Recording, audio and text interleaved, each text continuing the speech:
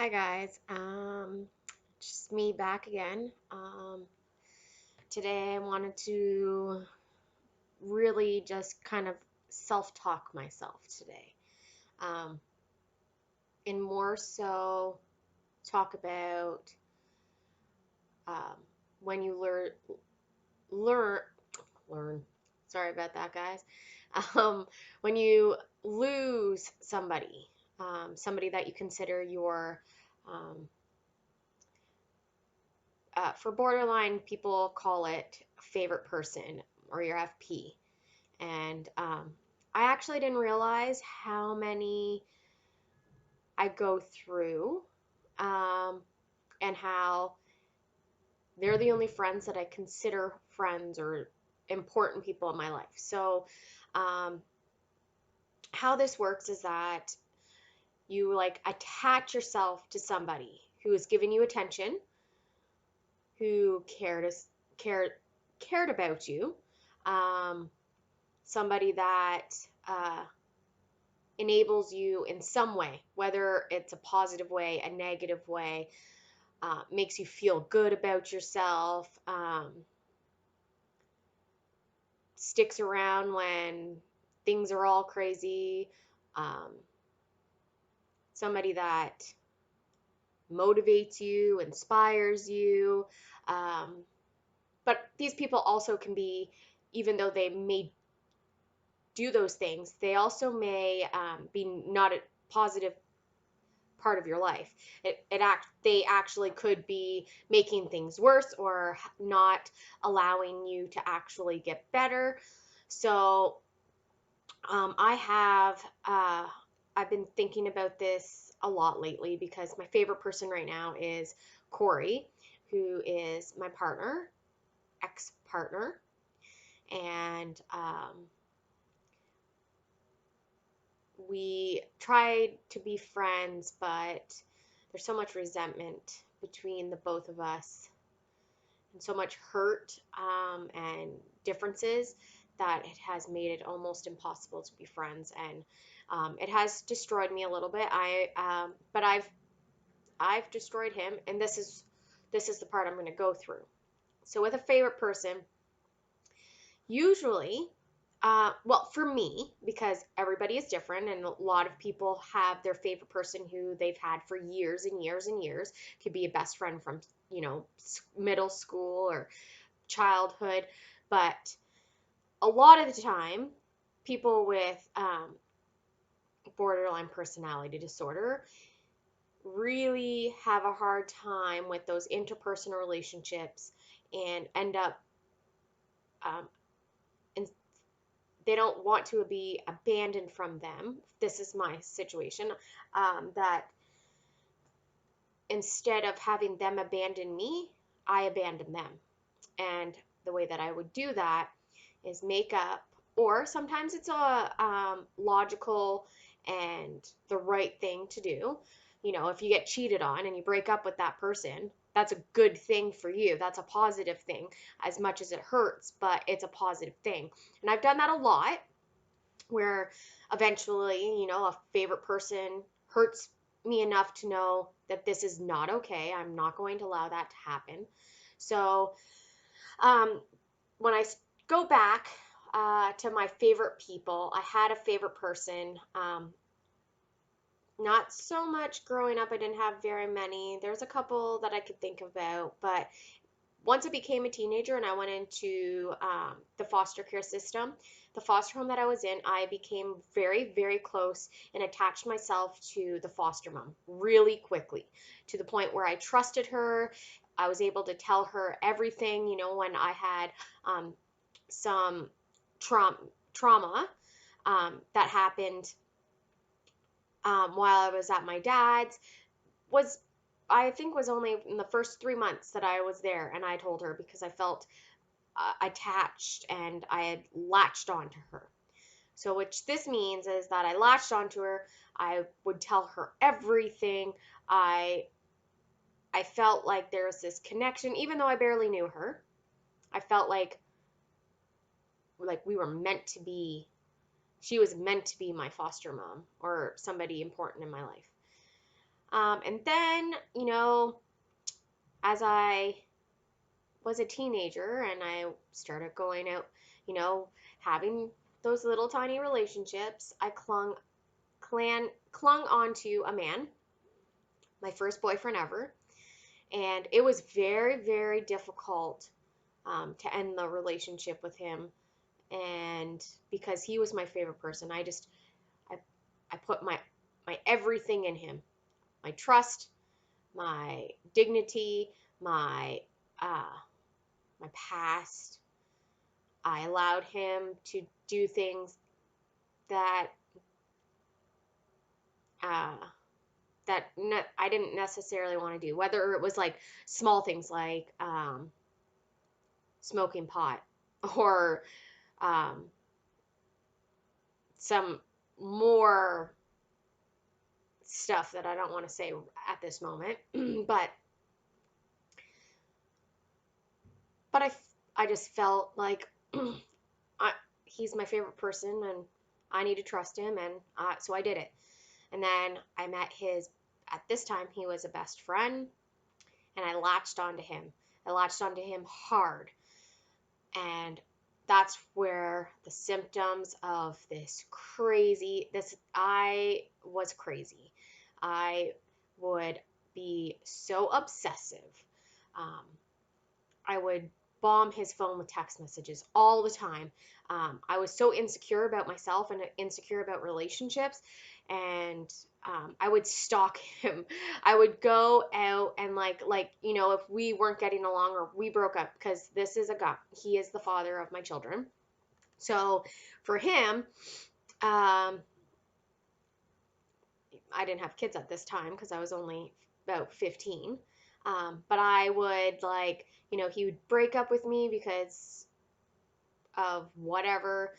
I didn't do something that he wanted me to do, or whatever the thing might have been. And I would stalk him. Like, I would go to his house. Like, that's not okay. And I'm laughing about it now because I'm just like, I can't believe I did that. But I did. I would go to his house. He was living either at his mom's, or this one time he was, living on his own with an ex-girlfriend. And I would just stalk him, just go up by his street, try to walk by and see him. And one time I tried to hurt myself just to get him back. Um, but our relationship lasted off and on, and it was a lot of off and on for 10 years. I have two kids with him. My first child, he is not biologically her father, but he was there, signed the birth certificate and everything. So legally, he is her father. But the other one uh, doesn't wasn't involved at all, actually. Um, and that could have been on my part. And so um, for that guy that I was with for 10 years, my kid's dad, I latched onto him.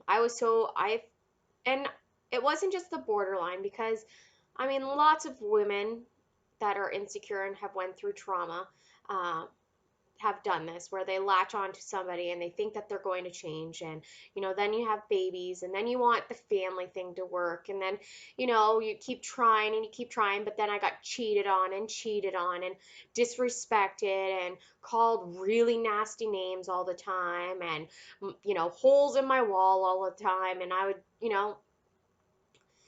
but then I would get crazy. I i didn't know how to control or regulate my emotions. So then I physically was hitting him. I would destroy all my stuff, break all my stuff. Like, I was back in the day, I was like, more than 10 years ago, I was into a bunch of dolphins. I loved dolphins. And I used to have like just loads of ornaments all over the house. And I would, me and him would get into a fight, and I would just smash them all. Like, just smash them. I had a coffee table that was all glass, and I smashed it. I put my fist through it. Um, so this is also all about not able to regulate your emotions and turns to anger, and really excessive anger. Um, but it was, but anyways, and so for 10 years I did this, and then, the last straw, I was pregnant with my daughter. I didn't want her, my last child, and I didn't want her growing up thinking that it was okay for any relation, like for that to be a normal relationship. My son has been traumatized because of that, and I'm sure, I have time to help him. Like, he's still young enough, but he's also, there's probably a lot of things that it will, that have stuck with him. So for my daughter, I was like, I'm not doing this. Like, he was cheating on me. I was 6 months pregnant, or actually, no, I was 8 months pregnant, because it was a month before I had her, and I had her pretty much close to the due date. And I said, no, can't do this anymore. I lost, I lost that favorite person, because he was always there. Even when he didn't want to be there, or I didn't want him to be there, he was there. I gave him my all. I let him take everything from me. Not uh, physically or like materially, but emotionally.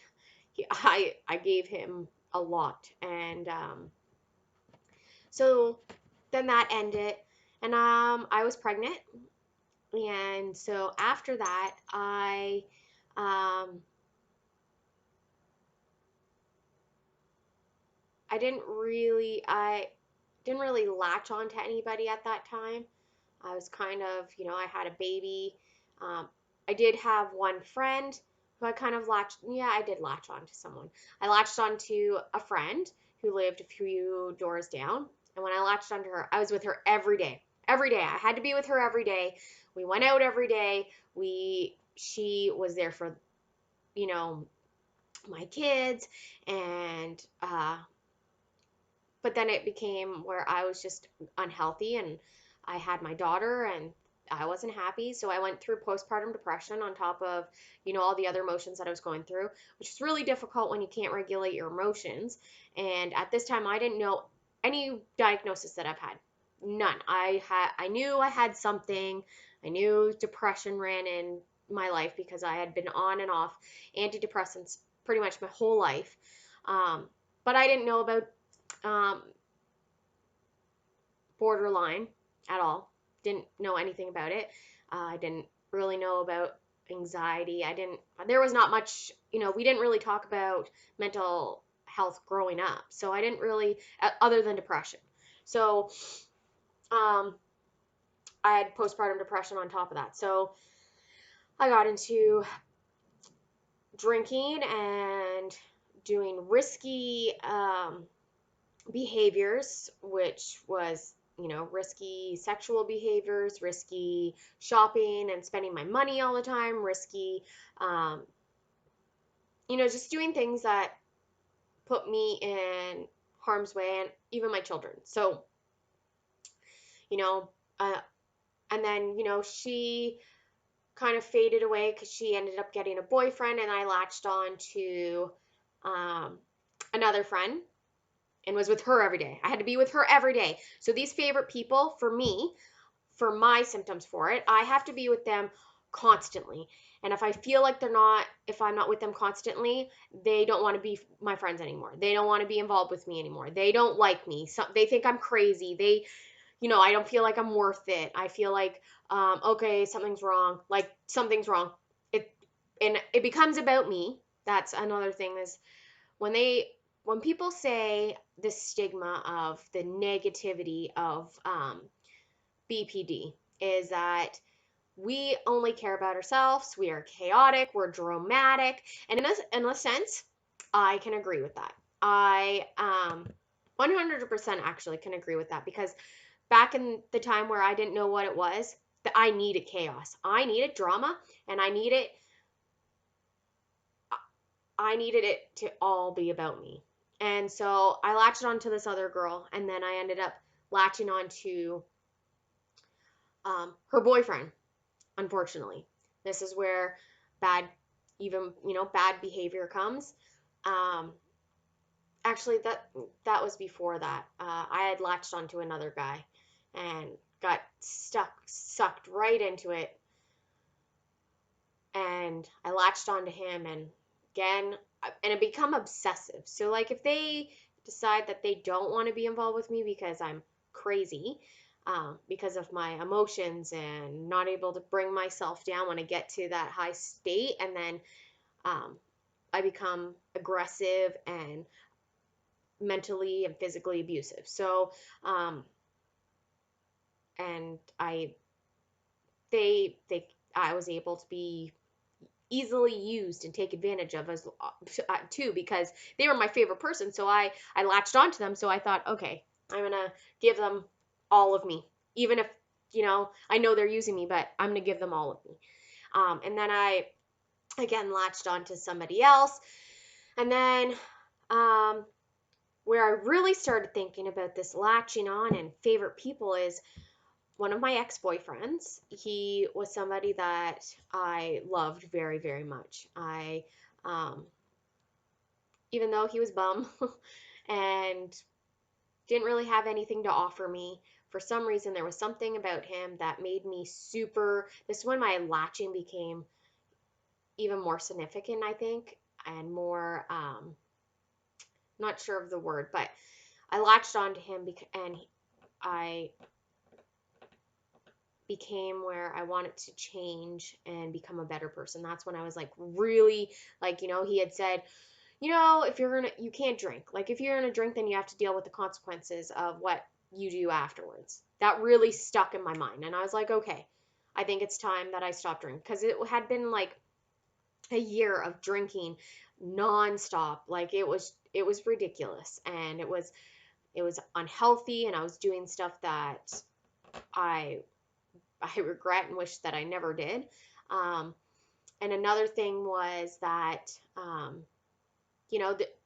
there was just something about him that made me want to be a better person. He always made me laugh. He always made me feel good about myself at one point or another.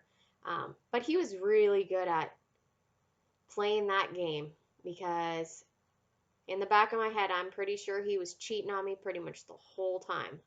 Or half the time at least. But I don't know. I know about the last time, or the only time that I actually 100% knew, because it came out and the girl told me and he told me eventually. And so that I went I went psycho, and I went psycho while we were together too. Like I used to kick him out all the time and then tell him, "No, no, come back, come back." Like I didn't really mean that. I'm sorry. Like I just I I was really upset, like, and I would make him leave, move out of my house, take all of his stuff, and then I would ask him to come back. And he did that twice.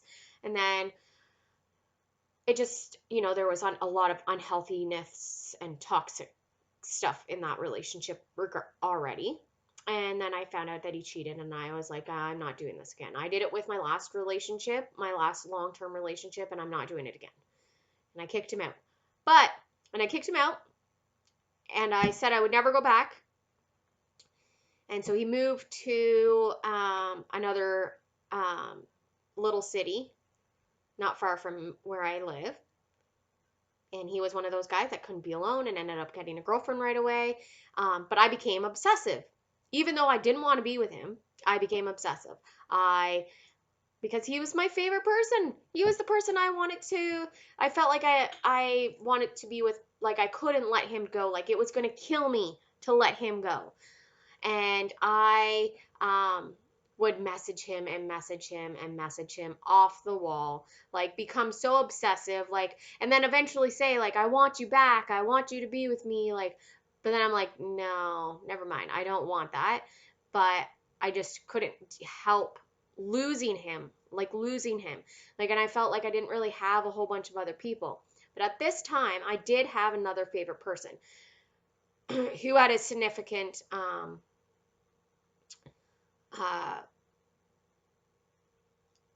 influence on me. And if she asked me to let her back in my life, I totally would.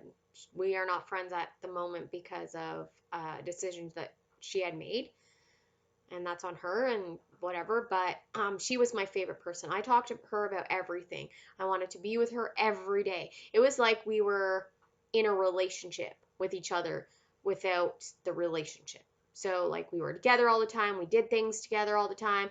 We spent each other's or slept at each other's houses, and it was like I couldn't separate myself from her. Like anytime I had any problems, she would be the one that I would call. Like she was my most favoriteest person in the whole world, even to this day, for my favorite persons. And but it ended up ending, and then I had another favorite. I had a couple favorite people after that, but didn't really last long because eventually I always find that favorite person where I become obsessed with. It's like the obsession of having them fuel me, fuel the flame, make me feel better, validate me, do things with me. And if they don't do any of that, then in my head, I'm like, they don't like me, not good enough, I'm this problem, all this stuff. And then I ended up having a favorite person with two other people after that were pretty significant. And if they didn't do, like, they would have to stop being all these people. Eventually I had this thing in my head, and a lot of the time they were negative. So, some of these people I got in my life were not positive people, or people that I would want in my life now. That but my last favorite person before Corey was somebody that I really looked up to. And I still have a hard time thinking what she did wrong, because sometimes I don't believe she did anything wrong, but I allowed it in my head that she wasn't right for me. So all these relationships and friendships, I actually was the one to end those relationships, every single one of them, for some reason. Like I wasn't happy, or they were negative, they didn't give me what I needed. I made things so bad where they hated me. Like hated me. And I'm doing right now, I have done the same thing with my ex. Is that I get so overwhelmed, and I think these things up in my head, and this is where the self-worth is or the who am I? Because I'm so confused, like, why can't I just keep a relationship? Why can't I have just a friendship? And why can't I have boundaries? I know that I can have boundaries because I'm learning, because I have a friend that I have boundaries with, and I consider her a friend. Not a favorite person, but a friend. But that's more healthy than the favorite person, because a favorite person always ends. I always end that favorite person in some way or another. And, like I said, some of these relationships were definitely relationships I had to end because they were unhealthy for me. They were toxic for me. They were probably toxic for them. And it was, but you latch on to these people. Usually it's only one or two people at a time. And I have no other friends outside them. Let's make that clear. Other than those people, usually, unless when I was a drinker and partier, I had lots of friends when I was drinking. But after, the party's done, I it was only two people, usually the most, that I had around. Other than when I was an alcoholic and partying all the time. But other than that, it's usually just that person or the two people that were in my life. And then I forget about everybody else. I don't surround myself with almost nobody. I like stick to just these people, because these people are my favorite people. Which is kind of lonely, because that's why I don't really have very many friends. I don't have long-term friends. I don't have long friends from back in the day. I don't have friends from my teenage years. I don't even have friends from my early 20s. And the ones that I do, we talk once in a blue moon, and it's not even like, it's just that relationship has been strained in some way or another, so it's different. So what I'm getting to is that unfortunately this is something that something we need to learn through DBT, and I believe CBT, because it's also the way that it's what we're thinking. It's just not our behaviors. Our thinking is what controls our behaviors, and other way around, our behaviors will control what we're thinking. So for I need to, people that are having this, where they have these favorite people where they latch onto, and those are the only people that are in their lives, and then for some reason or another you get unhappy with something that they do. Maybe you're afraid they're going to abandon you. Maybe you think that um, you got triggered, or maybe they are negative people and you need to get rid of them, but you make it like a huge scene instead of just saying, you know what, this relationship isn't healthy for me. I think it's time to part ways. Instead, you have like a big blow up and say really mean things, and like it's quite hard. And I'm going through that right now, and I really wish that I could take back a lot of the things I said. I wish that I could see things in a different light, and I do in a lot of ways, but I believe that uh, BPD people have a great awareness and observation, and but I think sometimes it gets where we're too late on it. Like, we just thought about it too late when it already happened, so um, I'm just, I'm hoping that with learning some new techniques, getting some more help, that I can learn how to be friends with people and know that they're actually my friend. They're not just here because of a secret, um, what's the word? Like, they have a hidden agenda. Sorry. I had a brain fart there, but a hidden agenda that, they're only there for a reason. They're just using you, or they're whatever the reason may be in your head. That I can have a friendship and they actually are there and they do care.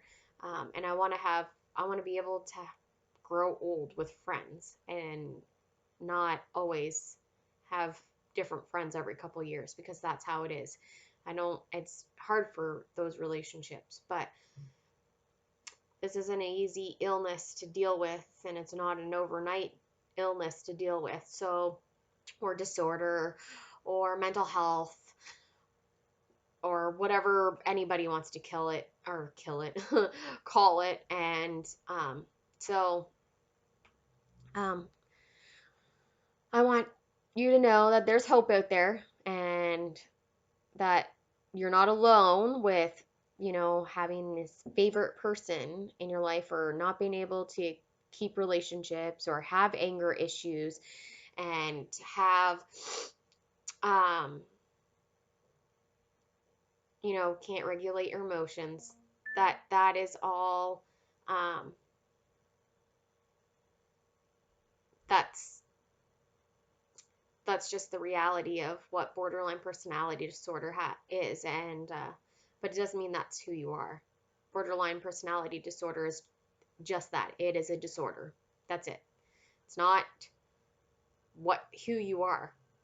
It's just an illness you have. And so when you have something, it's almost, you can get rid of it. You have cancer, there's a possibility you can get rid of it.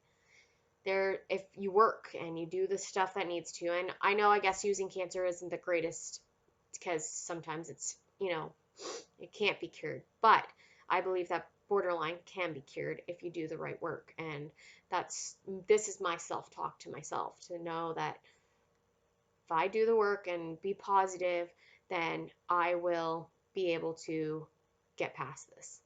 And so will you. So anyways, that is my talk for today about favorite persons, and kind of how relationships, the interpersonal relationships go. And I will see you next time.